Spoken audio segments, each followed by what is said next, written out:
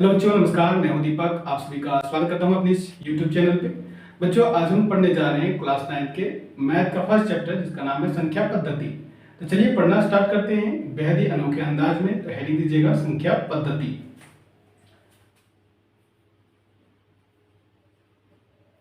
संख्या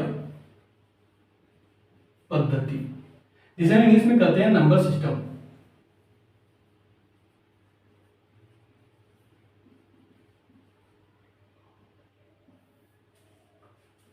इस चैप्टर को पढ़ने से पहले हम विचार कर लेते हैं कि इस चैप्टर में हमें पढ़ना क्या है। तो आइए सबसे पहले वही देखते हैं कि इस चैप्टर में हमें पढ़ना क्या है, फिर हम बारी बारी से उन सभी टॉपिकों को देखेंगे और समझने का प्रयास करेंगे। ठीक है। जो हमें सबसे पहले पढ़ना है वो है हमारा संख्याओं का प्रकार। संख्याओं का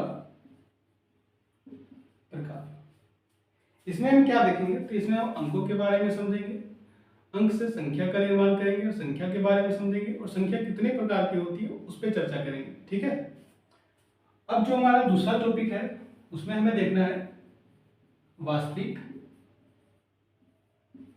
संख्याओं का दशमलव प्रसार।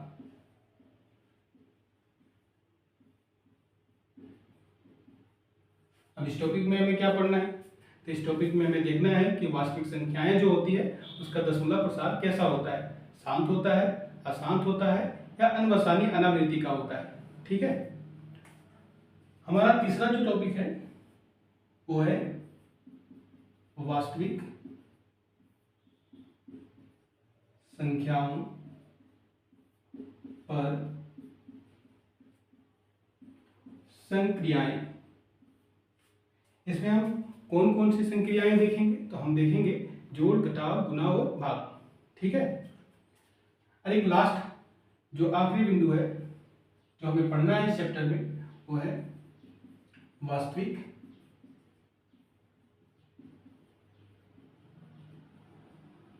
संख्याओं का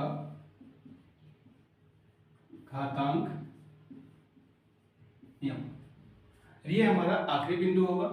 हम इसे पढ़ के अपना चैप्टर को कंप्लीट कर देंगे, हमारा चैप्टर पूरी तरह से खत्म हो जाएगा। ठीक है। तो चलिए बिना किसी देरी के पढ़ना स्टार्ट करते हैं पहला टॉपिक। अब हम समझेंगे संख्या। संख्या को समझने से पहले एक टॉपिक पहले पढ़ेंगे जिसका नाम है अंक। आइए सबसे पहले अंक पर विचार कर लेते हैं। अंक क्या है? अंक जिसे हम कहेंगे डिजिट। तो अंक क्या होता है? तो 0, 1, 2, 3, 4, 5, 6, 7, 8 तथा 9 अंक कहलाते हैं।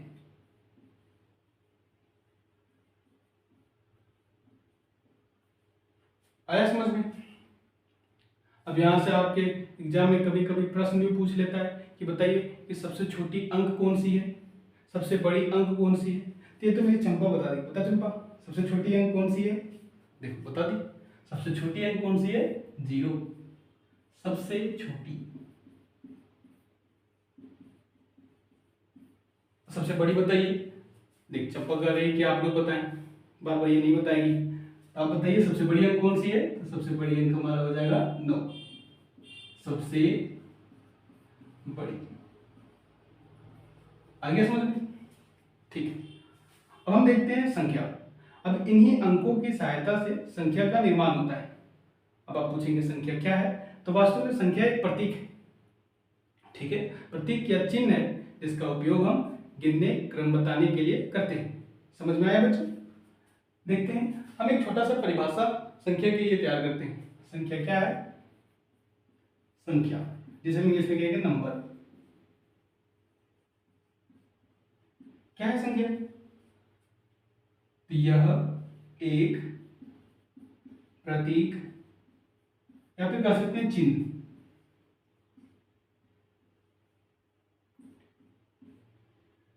है जिसे अंकों की सहायता से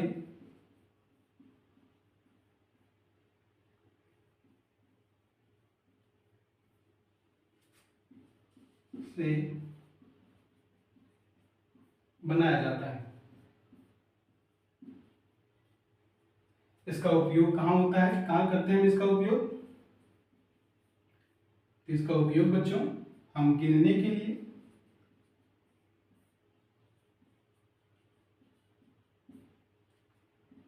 और किसके लिए करते हैं? क्रम बताने के लिए,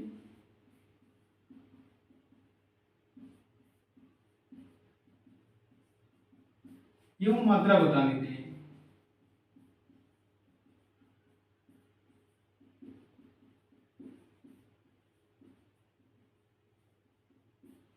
हम अक्सर करते हैं कि नहीं संख्याओं का उपयोग। जैसे हम इस क्लास में बच्चों की बात करें, इस क्लास में कितने बच्चे बैठे हुए हैं, तो हम क्या करेंगे? गिनती ही तो गिनेंगे, संख्या ही तो बताएंगे। तो हमें अक्सर इस संख्या की जरूरत पड़ती है। ठीक है, चलिए आपने देख लिया, यहाँ आपने पढ़ा, अंक के बारे में सीखा, संख्या के बारे में सीखा। अंक क्या होते हैं, तो हमने अंक को देखा, 0 से लेके 9 तक की जो संख्या है उसे ही अंक कहते हैं। तो अगर आपसे कोई पूछ ले कि अंक क्या एक अंक है या संख्या है, तो आपका जवाब होना चाहिए एक अंक भी है और संख्या भी है। 0 अंक है या संख्या है, तो आपको बताना है 0 अंक भी है, संख्या भी है। समझ में आया? ठीक है, तो सबसे छोटी अंक कौन सी हो जाएगी बच्चों? तो सबसे छोटी आपकी 0 हो जाएगी और सबसे बड़ी 9 हो जाएगी। उम्मीद करते हैं आपको ये चीजें समझ में आई। अब आगे बढ़ते हैं, अगला टॉपिक को समझते हैं। देखिए, अगर आप स्क्रीनशॉट लेना चाहें तो जल्दी से ले लीजिए। हम समझते हैं कि संख्या कितने प्रकार की होती है। हमने देखा संख्या क्या होती है, आप संख्या कितने प्रकार की होती है इस पर चर्चा करते हैं। संख्या की बात करें तो संख्या बच्चों मुख्यतः 2 ही प्रकार की होती है। आप बोलेंगे कौन कौन से? एक तो हमारी वास्तविक होती है और दूसरा काल्पनिक। यही 2 प्रकार की संख्याएं होती है। अब इसमें हमें काल्पनिक संख्या के बारे में नहीं पढ़ना है, इसे हम आगे की कक्षाओं में देखेंगे। इसी में पढ़ेंगे आप कॉम्प्लेक्स नंबर को। ठीक है, खैर अभी हमें इसे काल्पनिक संख्या को नहीं पढ़ना है, हमें पढ़ना है वास्तविक संख्या को। ठीक है, अब इस वास्तविक संख्या में क्या क्या पढ़ना है, तो हमें वास्तविक संख्या में देखना है 2 तरह की संख्याएं, एक परिमेय और दूसरा अपरिमेय। परिमेय संख्याएं देखेंगे और अपरिमेय संख्याएं देखेंगे। फिर हम परिमेय संख्या में क्या देखेंगे? तो परिमेय संख्या में देखेंगे, परिमेय संख्या को भी हम दो भागों में बांट के पढ़ेंगे, एक भिन्न और दूसरा जो देखेंगे वो हमारा रहेगा पूर्णांक। ठीक है बच्चों, अब इस पूर्णांक को हम फिर से पढ़ेंगे। पूर्णांक को भी 2 भागों में बांट के पढ़ेंगे। कौन कौन से? तो एक ऋणात्मक संख्या और दूसरा जो हम देखेंगे वो रहेगा हमारा पूर्णांक। पूर्णांक मीन्स पूर्ण संख्या। पूर्ण संख्या को भी हम इसी तरह से बांट के पढ़ेंगे। यहां देखेंगे हम शून्य के बारे में और प्राकृत संख्या।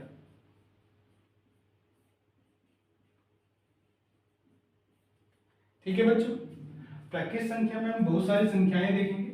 जैसे हम देखेंगे सम संख्या, विषम संख्या, भाज्य संख्या, अभाज्य संख्या, और क्या देखेंगे? तो देखेंगे सहअभाज्य संख्या,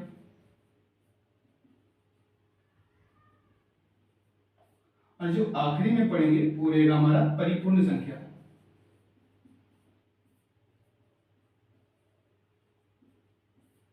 ठीक है बच्चों, इतने संख्याओं को हमें डिस्कस करना है, हमें समझना है, और इस प्रकार से हमारा संख्याओं का प्रकार टॉपिक कंप्लीट हो जाएगा। फिर हम देखेंगे अगले टॉपिक अगले वीडियो में। चलिए एक एक करके सभी संख्या को पढ़ना स्टार्ट करते हैं।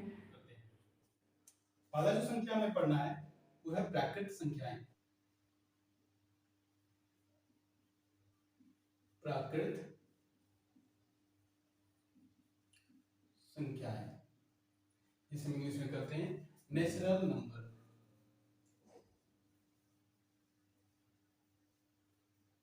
नेचुरल नंबर क्या होता है? नेचुरल नंबर ये समझते हैं। यदि मैं आपसे कहूं बहुत सारा पेन को लेके आऊं और बोलूं कि गिन के बताइए कि कितना है, तो आपकी गिनती कहां से स्टार्ट होगी? तो जाहिर सी बात है कि आप एक से गिनना स्टार्ट कीजिएगा। तो जहां से गिनती शुरू होती है बच्चों, वही तो प्राकृत संख्या है। तो इसका एक छोटा सा परिभाषा हम तैयार कर सकते हैं कि गिनने की शुरुआत जिस संख्या से होती है प्राकृत संख्या कहलाती है। ठीक है बच्चों, तो इसका एक परिभाषा हम लिख देते हैं। छोटा सा परिभाषा है, गिनने की शुरुआत जिस संख्या से होती है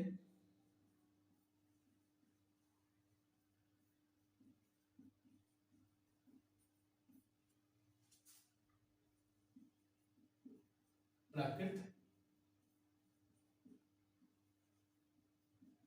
संख्याएं कहलाती है। समझ में आया बच्चों? जैसे इसका एग्जांपल की बात करें तो एग्जांपल गिनने की शुरुआत कहां से स्टार्ट होती है? गिनती एक से, 1 2 3 4 5 6 इसी प्रकार से आगे की ओर जाएगा। ये कहां तक जाएगा? अनंत तक जाएगा। ठीक है बच्चों? अच्छा आप बताइए मुझे कि यदि मैं आपसे पूछ लूं कि बताइए सबसे छोटी प्राकृत संख्या कौन सी है, क्या आप जवाब नहीं दे पाएंगे? सबसे छोटी प्राकृत संख्या 1 है। यदि मैं आपसे पूछूं कि बताइए सबसे छोटी अंक कौन सी है, सबसे छोटी अंक हमने क्या बताया? 0। सबसे बड़ी अंक कौन सी है? 9। समझ में आया? ठीक, चलिए अब देख लिया तो हम कह सकते हैं कि एक क्या है? सबसे छोटी प्राकृत संख्या। सबसे छोटी प्राकृत संख्या। बच्चों एक बिंदु और इसमें याद रखिएगा कि इसे अंग्रेजी अक्षर n द्वारा दर्शाया जाता है।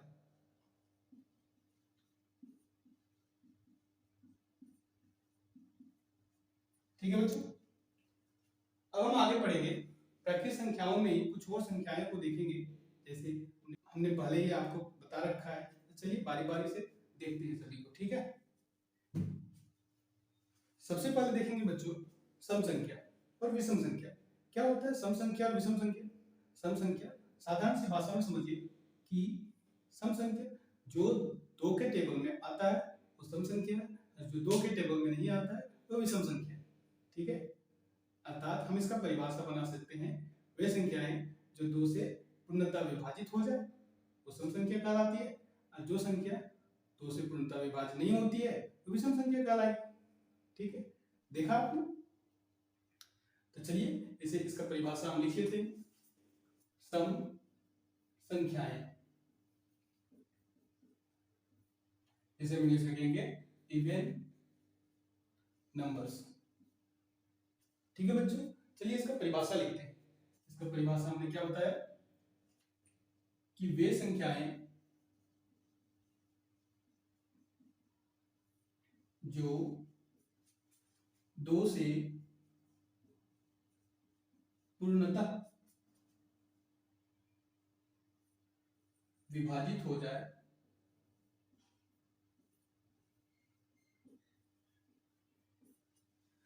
सम संख्या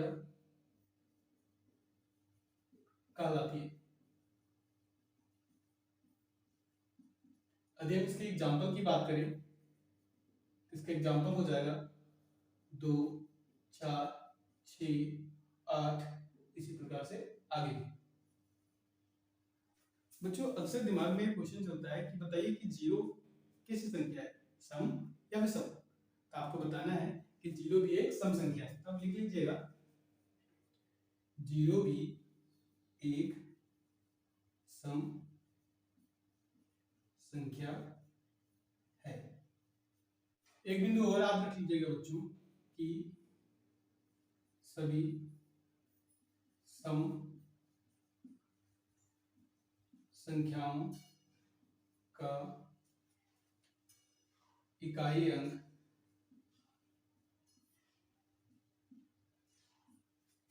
हमेशा 0 2 4 6 8 के रूप का होता है।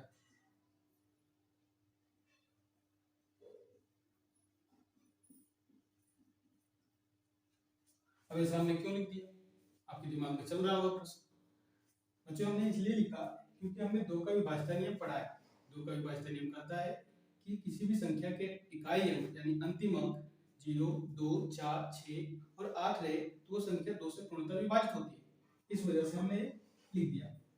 और क्योंकि हमने डिफिनेशन में पढ़ा है सम संख्या का, वे संख्याएं जो 2 से पूर्णतः विभाजित होती है वो सम संख्या कहलाती है। ठीक है, अब देखते हैं विषम संख्या को। विषम संख्याएं क्या हो, जिसे हम इंग्लिश में कहते हैं ऑड नंबर। क्या होती है विषम संख्या? तो विषम संख्या के बारे में लिखिएगा बच्चों कि वे संख्याएं जो 2 से पूर्णतः विभाजित नहीं होती है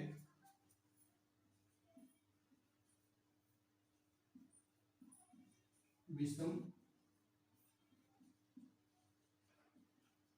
संख्याएं कहलाती हैं। ठीक है बच्चों, इसका अगर एग्जांपल की बात करें तो इसका एग्जांपल क्या हो जाएगा, 1, 3, 5, 7, 9 इसी प्रकार से आगे। ठीक है, इसमें भी आप एक बिंदु और आगे रख सकते हैं कि सभी विषम संख्याओं का इकाई अंक 1, 3, 5, 7, 9 के रूप का होता है। अब ये बिंदु हमने क्यों लिखा, कैसे लिख दिया, तो आप समझ सकते हैं बच्चों कि अगर 0, 2, 4, 6, 8 रहे तो 2 से कटता है, तो इकाई अंक इसको छोड़कर जो कुछ भी रहे तो 2 से नहीं कटेगा। आप देख सकते हैं 1, 3, 5, 7, 9 क्या ये 2 से कटेगा? नहीं, 2 से विभाजित ही नहीं होगा, हम कर देंगे विषम संख्या है। समझ में आ गया बच्चों? चलिए बहुत अच्छा, आगे बढ़ते हैं। चलिए बच्चों अगली संख्याओं पर चर्चा करते हैं। हमें समझना है अब भाज्य संख्या, भाज्य संख्याएं जिसे हम इंग्लिश में कहते हैं कंपोजिट नंबर।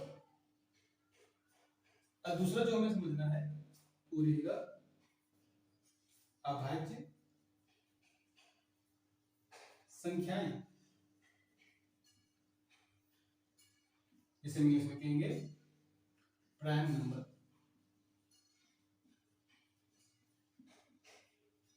ठीक है बच्चों, इसे समझने से पहले आइए थोड़ा सा चर्चा कर लेते हैं। इसमें हमें समझना होगा गुणनखंड के बारे में। जैसे अगर मैं कुछ संख्याएं लिख दूं 1, 2, 3, 4, 5, 6, 7, 8, 9 और 10, यदि मैं कहूं आपको कि बताइए इन सभी का गुणनखंड, क्या आप बता सकते हैं गुणनखंड क्या होता है? तो यदि मैं एक का गुणनखंड पूछ रहा हूं तो एक को जो टेबल काटता है, जिस टेबल से एक कटता है वही इसका गुणनखंड होगा। टेबल मतलब पारा, तो जो एक से तो कटेगा, एक तो एक से कटेगा, तो एक का गुणनखंड केवल और केवल एक ही होगा।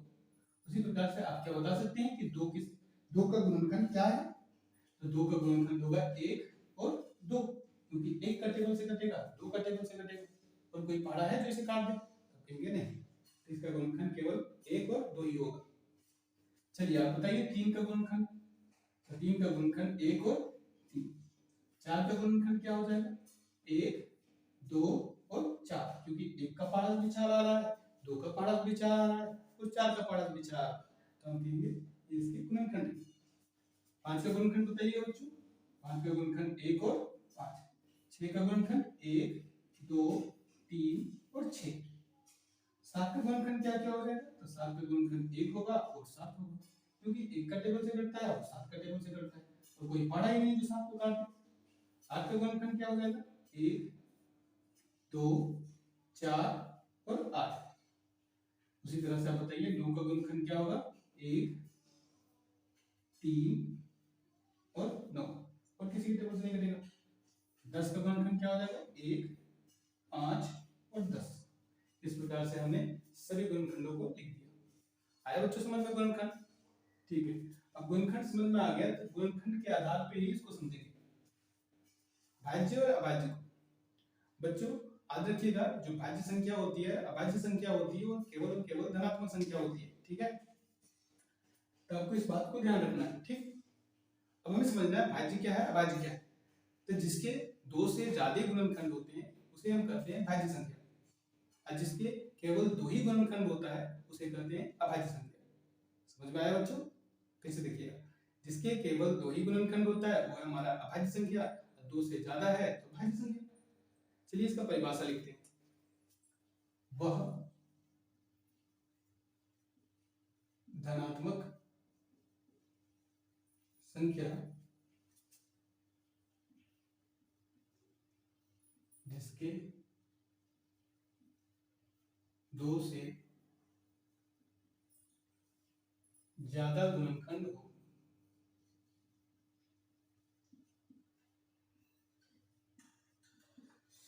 भाज्य संख्या कहलाती है।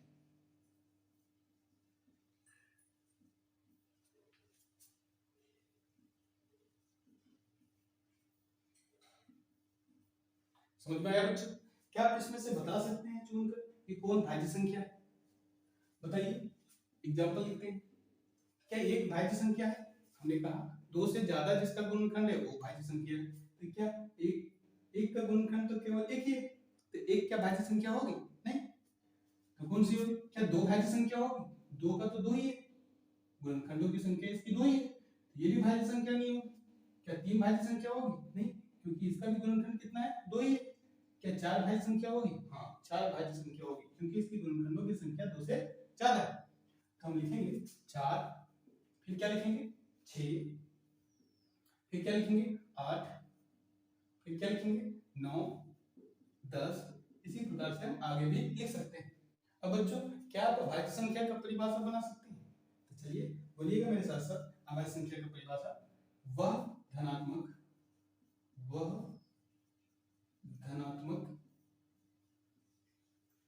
संख्या जिसके केवल 2 ही गुणनखंड हो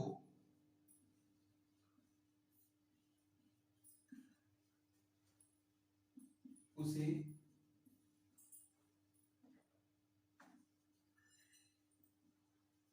अभाज्य संख्या कहते हैं।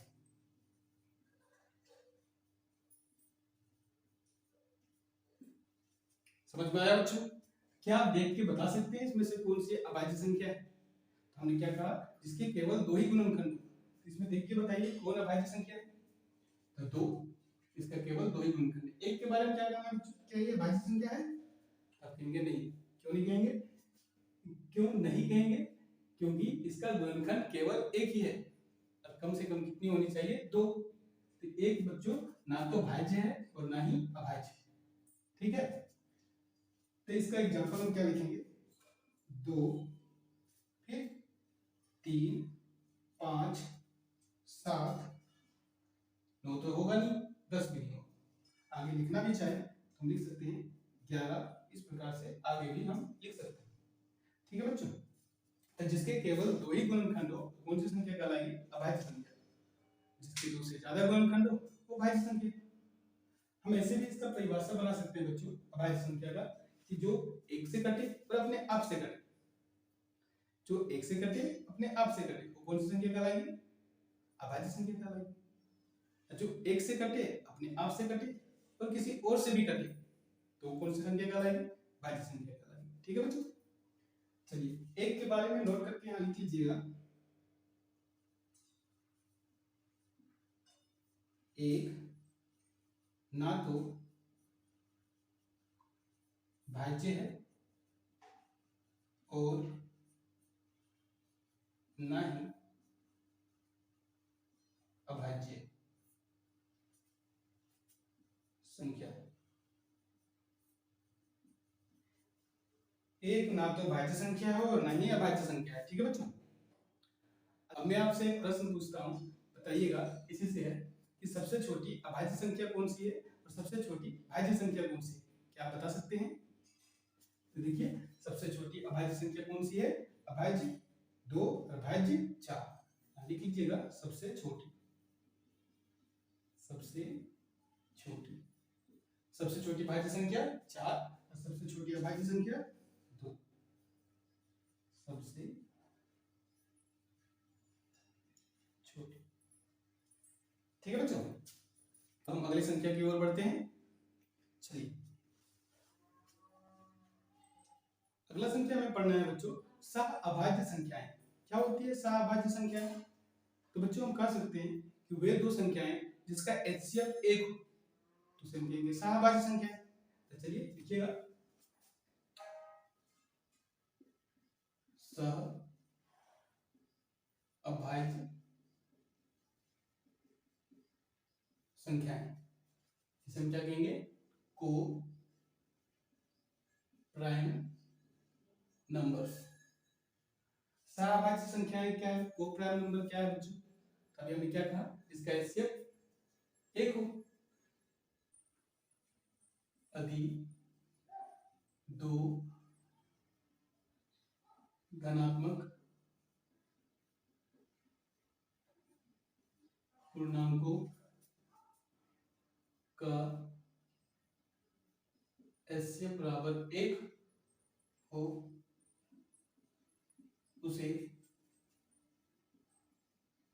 सह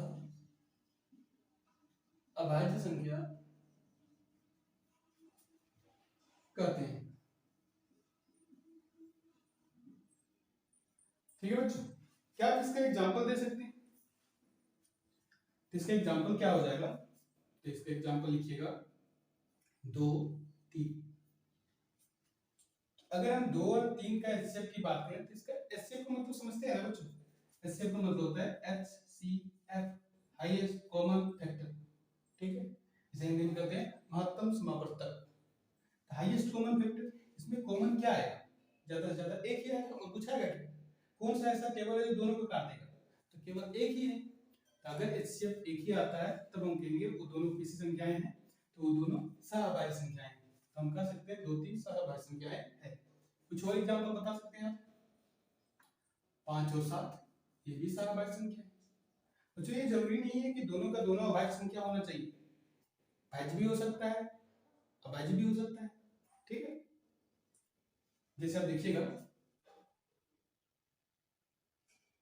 15 और 17, बताइए 15 किसी संख्या है? भाज्य संख्या। ये किसी संख्या है? भाज्य संख्या। तो ये जरूरी नहीं है ये भाज्य संख्या ही होगी, अब चाहे तो इसे नोट करके लिख सकते हैं। क्या लिखेंगे? दोनों संख्याएं अभाज्य हो यह जरूरी नहीं है।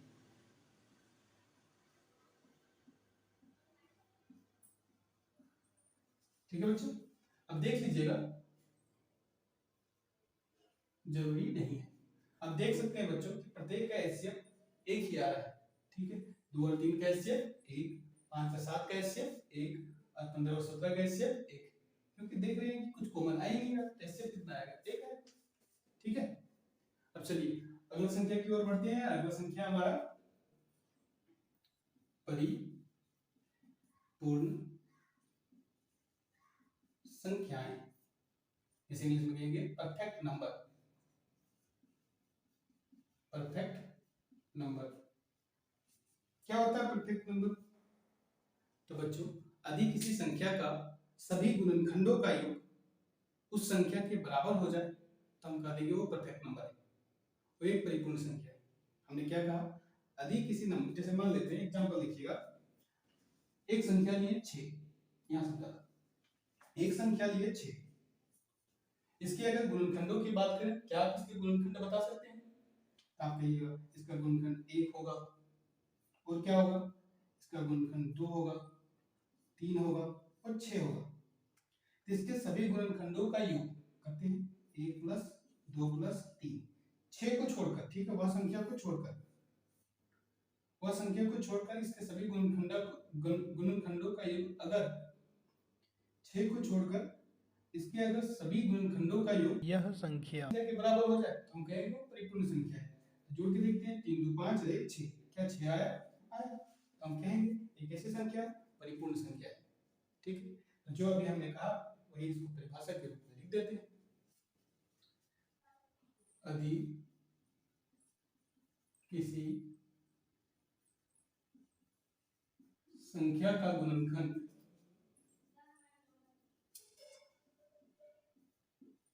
उसके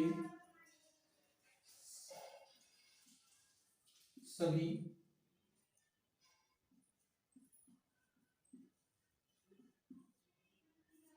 गुणनखंडों के योग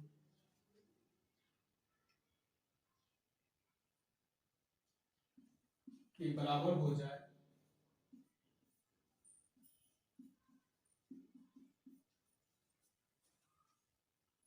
उसे परिपूर्ण संख्या कहते हैं। हमने यही देखा ना बच्चों, यदि किसी संख्या का गुणनखंड उसके सभी गुणनखंडों के योग के बराबर हो जाए तो वह किसी संख्या कहलाएगी? परिपूर्ण संख्या कहलाएगी। याद रखिएगा उस संख्या को छोड़कर, ठीक ना, तो इसके सभी गुणनखंडों को जोड़े तो आंसर कितना आया? 6। तो हम कह दिए कि 6 कैसी संख्या है? एक परिपूर्ण संख्या है। इसके एग्जांपल में 1 हो गया हमारा 6। कुछ और एग्जांपल लिखवा दे रहे बच्चों, आप याद रखिएगा। 28 हो गया, 496 हो गया, 8128 हो गया। अब तक बच्चों परिपूर्ण संख्या केवल 52 ही खोजा गया है, ठीक है, तो इस बात को याद रखिएगा। चलिए अब अगले संख्या की ओर बढ़ते हैं। हमने बच्चों प्राकृतिक संख्या देख लिया, हमने सम संख्या देखा, विषम संख्या देखा, भाज्य देखा, अभाज्य देखा, परिपूर्ण संख्या देखा और सहाभाज्य संख्या देखा। अब हम पढ़ने जा रहे हैं पूर्ण संख्या। लिखिएगा पूर्ण संख्या। पूर्ण संख्या है जिसे इंग्लिश में कहते हैं होल नंबर। होल नंबर क्या होती है पूर्ण संख्या? तो यदि हम प्राकृतिक संख्या में शून्य को भी शामिल कर दें तो ये बनाती है पूर्ण संख्या। समझ में आया बच्चों? हमने क्या कहा, यदि हम प्राकृतिक संख्या में शून्य को भी शामिल कर दें तो ये कौन सी संख्या बनाएगी? पूर्ण संख्या बनाएगी। ठीक है, तो परिभाषा भी यही लिखेंगे, शून्य तथा प्राकृत संख्याओं का समूह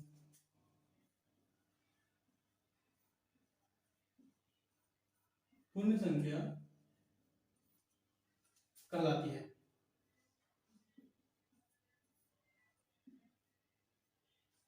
ठीक है बच्चों, तो आपको मैंने बताया था कि प्राकृतिक संख्या कहां से स्टार्ट होती है? 1 से। 1 2 3 4 5 इसी प्रकार से अनंत तक जाती है। इसमें क्या ऐड करना है? शून्य। हमने शून्य को भी ऐड कर दिया, ये क्या कहलाएगी? पूर्ण संख्या। ठीक है, तो ये एग्जांपल हो गया। अब मैं आपसे प्रश्न पूछता हूं, बताइए सबसे छोटी पूर्ण संख्या कौन सी होगी? तो सबसे छोटी पूर्ण संख्या कौन सी होगी? लिख के बताइए। 0। बहुत अच्छा, सबसे छोटी।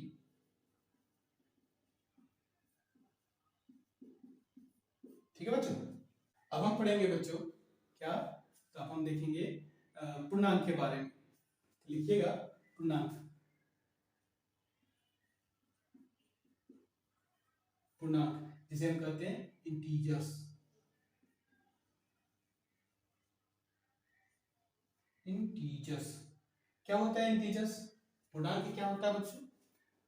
तो यदि हम पूर्ण संख्या में ऋणात्मक संख्या भी ऐड कर दें तो इसका जो समूह तैयार होता है वो पूर्णांक कहलाता है। ठीक है, हमने क्या कहा कि पूर्ण संख्या में यदि ऋणात्मक संख्या को भी शामिल कर लिया जाए तो क्या कहलाएगा, पूर्णांक कहलाएगा। तो हम लिखेंगे ऋणात्मक संख्या, ऋणात्मक संख्याएं एवं पूर्ण संख्याओं का समूह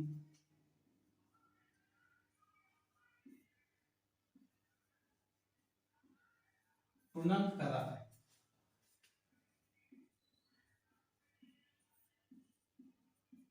ठीक है बच्चों, पूर्णांक का परिभाषा आपने देख लिया। तो क्या आप लोग इसका एग्जांपल बता सकते हैं? इसका एग्जांपल क्या हो जाएगा? 1 2 3 4 5 इसी प्रकार से आगे की ओर जाएगा। ठीक है बच्चों, और साथ ही साथ कहा गया ऋणात्मक संख्या को भी शामिल करना है, तो -1 -2 -3 -4 -5 इसी प्रकार से आगे -∞ तक, इधर +∞ तक। ठीक है, यानी कि इधर भी खत्म नहीं होने वाली संख्या, इधर भी खत्म नहीं होने वाली संख्या। ठीक है बच्चों, अब आपको ध्यान रखना है बच्चों कि ये जो कहलाएगी हमारी, वो धनात्मक संख्या कहलाएगी, धनात्मक संख्या, धनात्मक संख्याएं। ठीक है बच्चों, जिसे हम प्लस साइन से रिप्रेजेंट करेंगे। ये जो हमारी कहलाएगी वो ऋणात्मक संख्या कहलाएगी, ऋणात्मक संख्याएं, जिसे हम कहते हैं नेगेटिव नंबर, और इसको कहेंगे पॉजिटिव नंबर्स।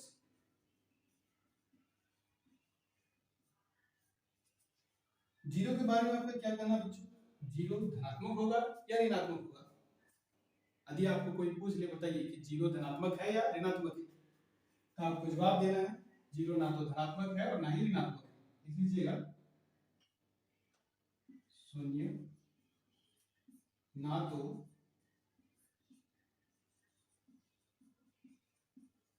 धनात्मक है और न ही ऋणात्मक। समझ में आया बच्चों? चलिए, अति समझ में आ गया है तो आगे की ओर बढ़ते हैं, अगला संख्या का प्रकार पढ़ते हैं। ठीक है, अब हम पढ़ेंगे बच्चों परिमेय संख्या के बारे में। चलिए देखते हैं परिमेय संख्या क्या होता है। परिमेय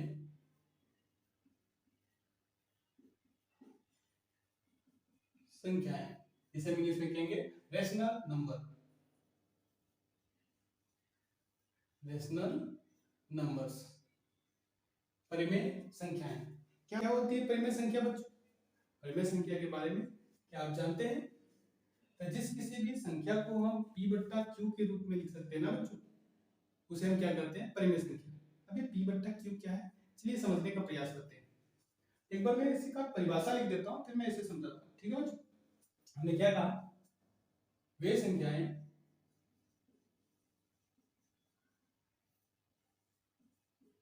जिसे हम p बट्टा q के रूप में दर्शा सके,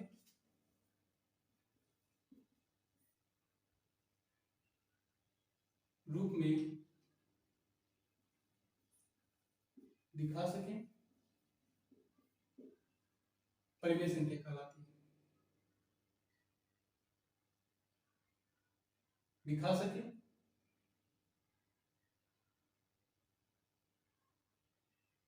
जहां p तथा q पूर्णांक है और q बराबर नहीं है 0 की, परिमेय संख्या कहलाती है।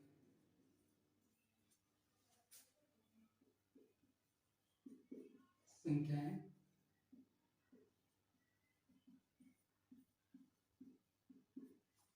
हमने क्या कहा बच्चों, वे संख्याएं जिसे हम p बटा q के रूप में लिख सकते हैं वे परिमेय संख्या कहलाती है। जहां ध्यान रखिएगा कि p और q क्या है, पूर्णांक है, और q बराबर नहीं हो सकता है क्या, 0। इसका क्या मतलब है, थोड़ा समझने का प्रयास करते हैं। हमने कहा p और q पूर्णांक है, यानी ऊपर का भी पूर्णांक होना चाहिए, नीचे का भी पूर्णांक है। तो हम पूर्णांक कुछ समय पहले पढ़ के आए, पढ़े थे क्या? पूर्णांक में कौन कौन सी संख्याएं आती, तो पूर्णांक में प्लस वाली संख्या भी आती है, माइनस वाली संख्या भी आती है, और जीरो भी आती है। समझ में आया बच्चों? तो p या q के स्थान पे कोई भी प्लस वाली संख्या हो सकती है, 1 2 3 4 500 50, कुछ भी। ऋणात्मक संख्या भी हो सकती है, कि नहीं बच्चों? क्योंकि ऋणात्मक संख्या भी तो पूर्णांक है। जीरो भी हो सकती है, लेकिन एक कंडीशन है कि q के स्थान पे क्या नहीं हो सकता है, जीरो। क्या आप इसका एग्जांपल दे सकते हैं बच्चों? इसका एग्जांपल क्या हो जाएगा, तो इसका एग्जांपल हो जाएगा बच्चों 4/7। क्या 4 पूर्णांक है? हाँ है। 7 पूर्णांक है? हाँ है। तो क्या ये परिमेय संख्या कहलाएगी? हाँ बिल्कुल कहलाएगी। समझ में आया? चलिए और देखिएगा, क्या -2/7 परिमेय संख्या है? हाँ ये भी परिमेय संख्या है। क्या 2 परिमेय संख्या है? हाँ ये भी परिमेय संख्या है। तो आप कहेंगे ये तो p बटा q के रूप में नहीं है। इस बात को आप समझिएगा, अगर कोई भी संख्या रहता है तो उसके बटे में कुछ नहीं रहता है, तो उसके बटे में एक हमेशा छुपा रहता है, ठीक है? तो रहे या ना रहे, हमें इसे अज्यूम कर लेना है कि इसके बटे में कितना है, 1। तो ये भी 2/1 के रूप में आ गया ना। तो 2 के क्या है, पूर्णांक है, 1 भी क्या है, पूर्णांक है। तो हम कह सकते हैं कि 2 भी एक परिमेय संख्या है। क्या 0 एक परिमेय संख्या है बच्चों? हाँ। अभी हमने क्या कहा, कोई भी संख्या के बटे में कितना छुपा होता है, 1। क्या हम 0/1 नहीं लिख सकते हैं? बिल्कुल लिख सकते हैं। मेरा कंडीशन क्या कह रहा था, कंडीशन कह रहा था q बराबर नहीं हो सकता है 0 के। तो p का मान 0, q का मान तो 1 है ना बच्चों? इसका मतलब है कि 0 भी एक परिमेय संख्या है। लेकिन यदि मैं आपसे कहूं कि 5/0 है, क्या ये परिमेय संख्या है? तो आप कहेंगे नहीं, ये परिमेय संख्या नहीं। क्यों नहीं है? क्योंकि q का मान 0 हो गया। 5 तो पूर्णांक है, 0 भी पूर्णांक है, लेकिन q का मान 0 नहीं हो सकता है, लेकिन 0 यहाँ हो गया। अब 0 हो गया, इस वजह से परिमेय संख्या नहीं। समझ में आया बच्चों? चलिए, आपने परिमेय संख्या को समझ लिया है। परिमेय संख्या को बच्चों हम दशमलव के रूप में भी लिख सकते हैं। तो आप नोट करके लिख लीजिएगा, हम ऐसे लिखिएगा, परिमेय संख्या, परिमेय संख्याओं को दशमलव के रूप में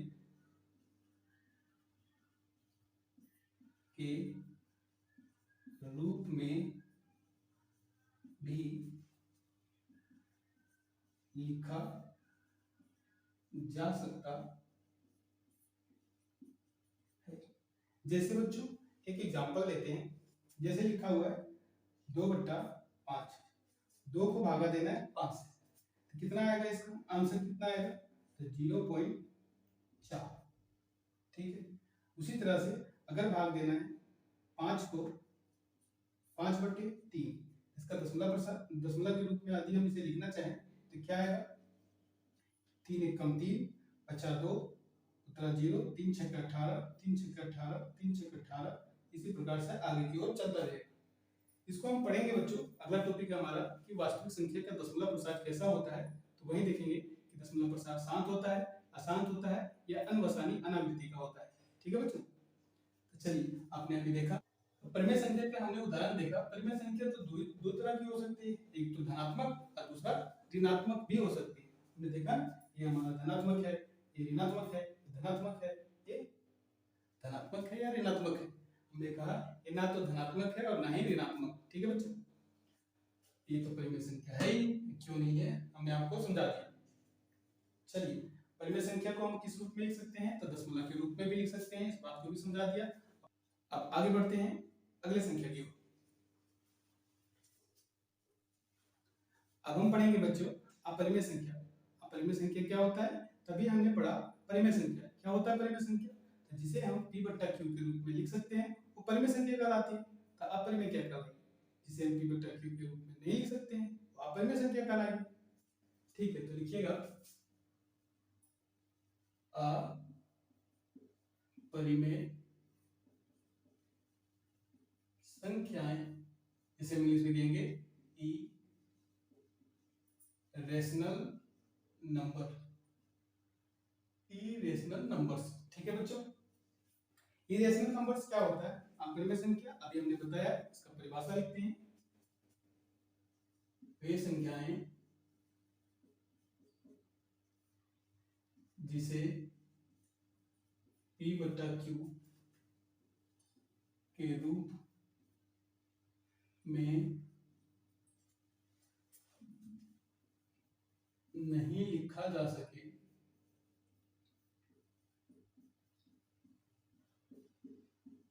उसे अपरिमेय संख्या कहते हैं।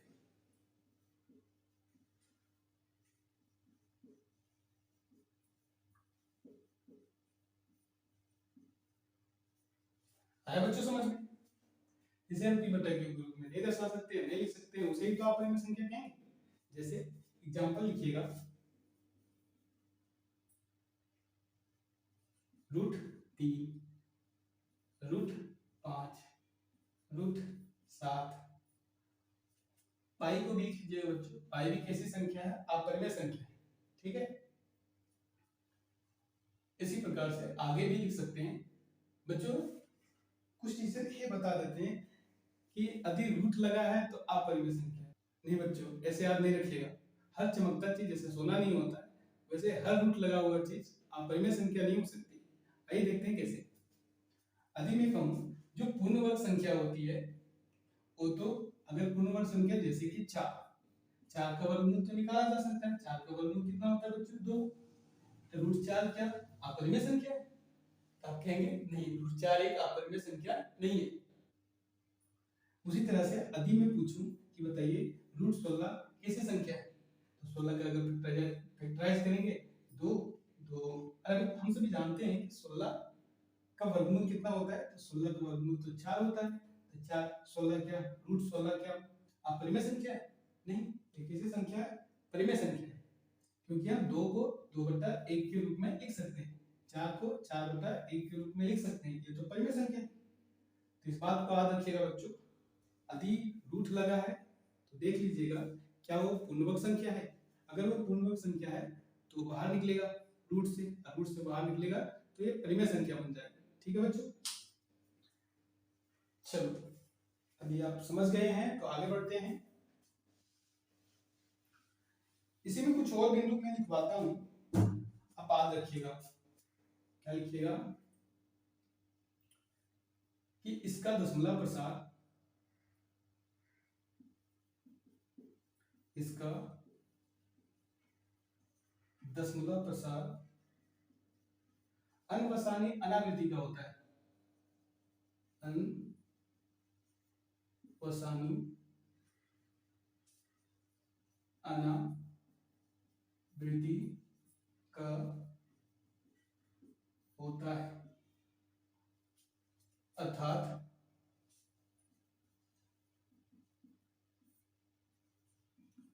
इसका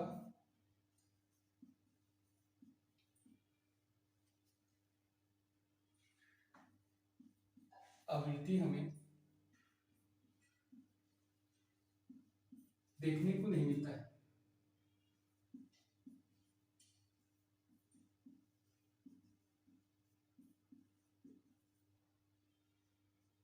ठीक है बच्चों, हमने क्या लिखा है? इसका दशमलव प्रसार कैसा होता है? अनवसानी अनावृत्ति का होता है, अर्थात इसका आवृत्ति हमें देखने को नहीं मिलता है। अनवसानी अनावृत्ति क्या है? यदि आपको समझ में नहीं आ रहा है तो घबराने की जरूरत नहीं है, अगले टॉपिक में हम इसी विषय पर चर्चा करेंगे। ठीक है बच्चों, चलिए बच्चों अब हम इस टॉपिक का आखिरी संख्या डिस्कस करने जा रहे हैं, जो है वास्तविक संख्या। लिखिएगा वास्तविक संख्या, वास्तविक संख्याएं, जिसे हम कहते हैं रियल नंबर। अब आप बताइए कि वास्तविक संख्या क्या होता है, रियल नंबर क्या होता है? तो आपने अब तक जितनी भी संख्याएं पढ़ी है, सब के सब वास्तविक संख्या। रियल नंबर मतलब जिसे हम संख्या रेखा पे दर्शा सकते हैं, वही तो वास्तविक संख्या है। और जिसे हम संख्या रेखा पे नहीं दर्शाते हैं, वो वास्तविक नहीं काल्पनिक संख्या है। बताए थे कि ये काल्पनिक संख्या हमें इस चैप्टर में नहीं पढ़ना है, ठीक है। ये आगे की कक्षाओं में आपको बताया जाएगा, इसी में आपको पढ़ाया जाएगा कॉम्प्लेक्स नंबर के बारे में, ठीक है बच्चों। अभी हम देखेंगे वास्तविक संख्या। वास्तविक संख्या के बारे में हमने क्या देखा, अब तक हमने जितनी भी संख्याएं पढ़ी है सबके सब कैसी संख्या है, वास्तविक। अर्थात हम कह सकते हैं कि सभी परिमेय और अपरिमेय संख्या को ही वास्तविक संख्या कहते हैं। तो परिभाषा लिखिएगा, सभी परिमेय तथा अपरिमेय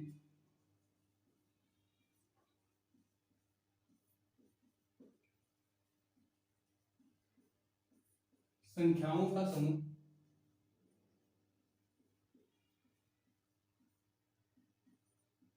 वास्तविक संख्या कहलाती है। समझ में आ गया बच्चों? क्या आप इसका उदाहरण बता सकते हैं? तो आपने जितना भी संख्या पढ़ा है सब तो सब वास्तविक संख्या ही तो है, कुछ भी लिख सकते हैं। 2, 2/3, 0, पाई, √3, √4, -3/6, -3/5, ये सब के सब क्या है, वास्तविक संख्या है। उम्मीद करते हैं बच्चों आप सब समझ गए हैं सभी संख्या को। अब मैं इस प्रश्न देता हूं, तो आपको कोशिश करना है इसका जवाब देने का, ठीक है। अब कहाँ दीजिएगा जवाब, तो कमेंट बॉक्स में आप दे सकते हैं। लिखिएगा, पहला प्रश्न, सबसे छोटी अंक। दूसरा प्रश्न, सबसे छोटी प्राकृत संख्या।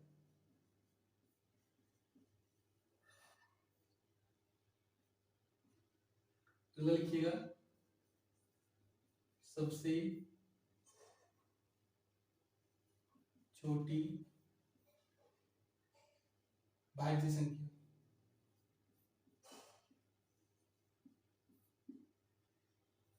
सबसे छोटी अभाज्य संख्या।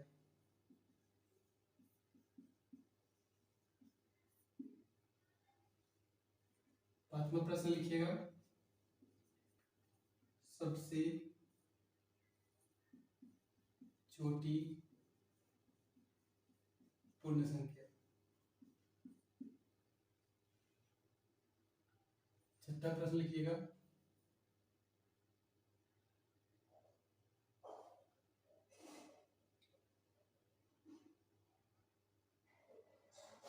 सबसे बड़ी अंक।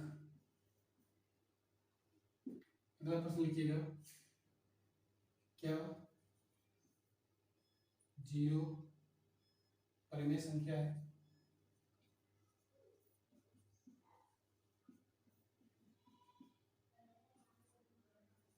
क्या पाई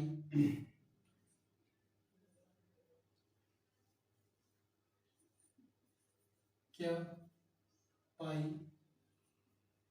अपरिमेय संख्या है?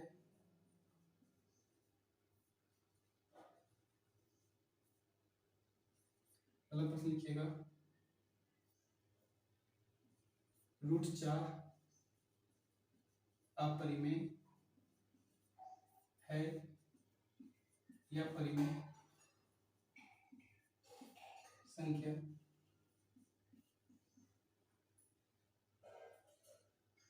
एक लास्ट प्रश्न लिखिएगा, √3 किस प्रकार की संख्या है?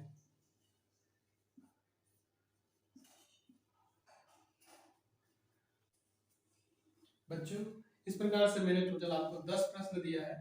आप 10 प्रश्न को प्रयास कीजिए बनाने का और कमेंट बॉक्स में इसका आंसर दीजिएगा। तो बच्चों इन 10 प्रश्न का आंसर आप कमेंट बॉक्स में दीजिएगा, मैं देखूंगा।